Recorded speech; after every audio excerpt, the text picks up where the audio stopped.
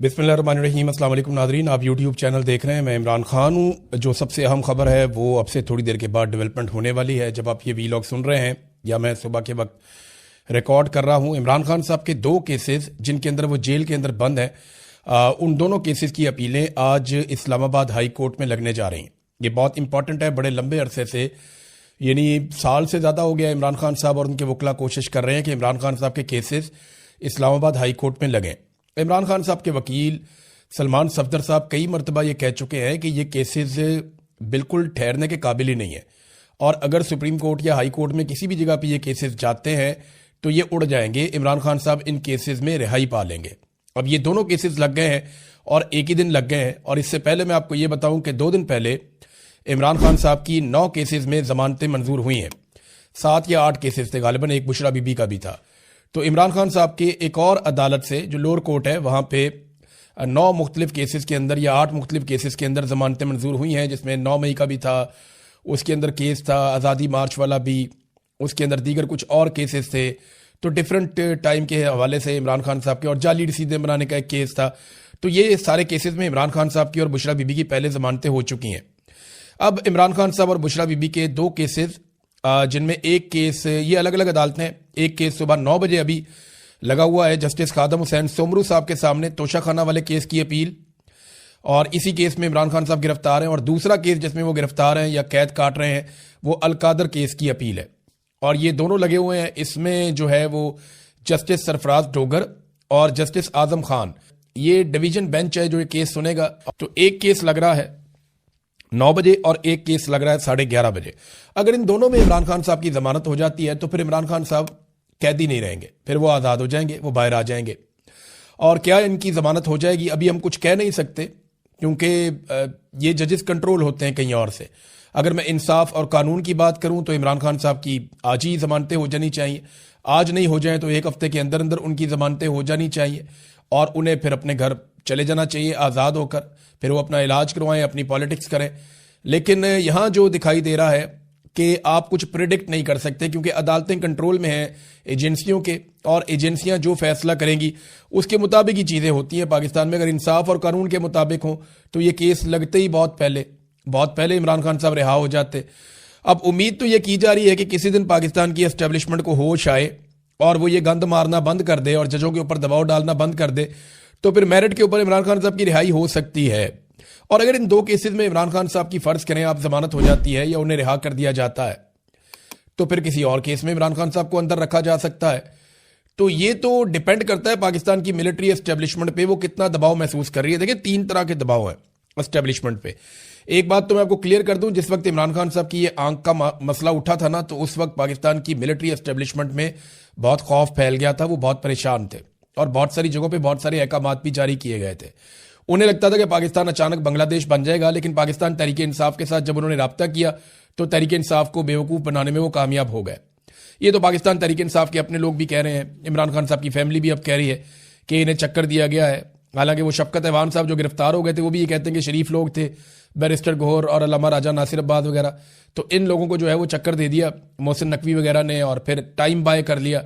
और जब उन्होंने देखा कि पाकिस्तान के अंदर ये कोई तहरीक खड़ी नहीं कर पाए और वो एक मोमेंटम जो बन सकता था एहतजाज का, वो कुछ भी नहीं हुआ पाकिस्तान में, तो उसके बाद फिर उन्होंने चीज़ें नॉर्मलाइज कर दी। इतनी नॉर्मलाइज कर दी कि बड़े आराम से एक दिन रात को इमरान खान साहब को अस्पताल लेकर आए, लाकर इमरान खान साहब का जो आंख का ट्रीटमेंट करवाया, उनके बाकी टेस्ट किए और वहां से लेकर चले गए। अब दबाव एक तो पब्लिक का है कि किसी वक्त भी पब्लिक अगर खड़ी हो जाती है तो एस्टेब्लिशमेंट के ऊपर एक दबाव रहेगा। और दबाव ये भी है कि अवाम में और पाकिस्तान की मिलिट्री एस्टेब्लिशमेंट में या पाकिस्तान की फौज में बतौर इदारा अवाम के साथ एक दूरी पैदा होती चली जा रही है, और वो जो एक ताल्लुक था वो कमजोर पड़ रहा है। तो एक तो ये बहुत दबाव है। दूसरा, पाकिस्तान चल ही नहीं रहा, इस बात का बड़ा दबाव है। फिर बाहर से भी पाकिस्तान पे लगातार दबाव आ रहा है। यहाँ बरतानिया के अंदर 5-6 जो अरकान हैं उनके पार्लिमान के अंदर उनकी ये मसला उठाया गया, और वहाँ हाउस के अंदर इसके ऊपर तकारीर हुई, बाकायदा उनके मिनिस्टर ने बात की, बाकी लोगों ने बात की, और उन्होंने कहा पाकिस्तान के अंदर ह्यूमन राइट्स की वायलेशंस हो रही हैं, पाकिस्तान के ऊपर पाबंदियां लगाई जाएं। बल्कि जर्नैलों के ऊपर पाबंदियों का भी तस्करा किया गया। ये भी कहा गया कि पाकिस्तान के साथ हम इसके बावजूद ट्रेड करते हैं, पाकिस्तान को बहुत सारे फायदे देते हैं। तो ह्यूमन राइट्स की जो वायलेशन हो रही है, इसके बाद इन सारी चीज़ों पर नुक्ताचीनी की गई और पाकिस्तान पर बहुत तनकीद की गई। और वहाँ पर यह मामला भी ख़त्म नहीं हुआ, यह भी आगे चलेगा, आप देखते रहेंगे।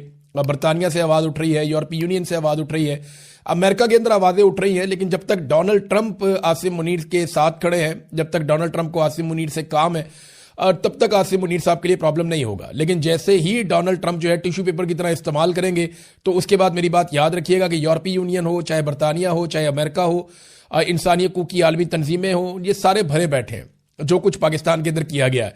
उसके बाद बड़ा सख्त रद्द-ए-अमल इनके ऊपर आएगा। बहरहाल इमरान खान साहब फिलहाल तो गिरफ्तार हैं और ये एक अच्छी खबर है, उनके केसेस लग गए। देखते हैं इन केसेस के अंदर क्या होता है। इमरान खान को कत्ल करने की जितनी कोशिशें की गई उन पे मुराद सईद ने एक तफसीली बयान जारी किया है और ये बड़ी अजीब चीज़ है जो उन्होंने बताया। तशवीशनाक सूरत हाल उन्होंने कहा जी जन्म ले रही है और इमरान खान साहब इस वक्त रियासत की तहवील में है जहां मुसलसल उनकी ज़िंदगी से खेला जा रहा है।